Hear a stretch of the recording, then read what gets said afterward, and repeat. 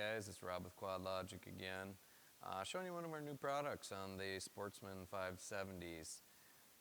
We do a lot of trail riding around here, and it gets wet and it gets muddy and it gets deep in places.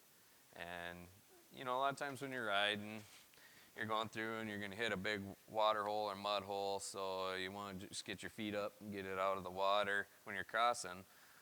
Well, it always scratches your fenders.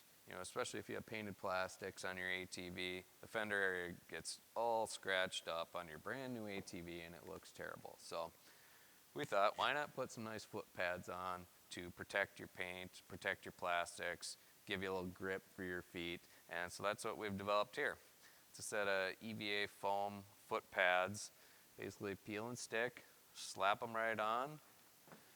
They're waterproof, put your boots on them, and if you ever want to take them off, they'll peel off again and you'll have like new plastics beneath it. So they pressure wash in your machine, they spray right off. It's basically the same material as you'd find on like a boat deck or a jet ski.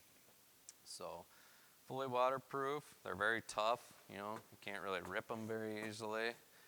And it's just a cool new product to help protect your machine when you're going through the mud and water.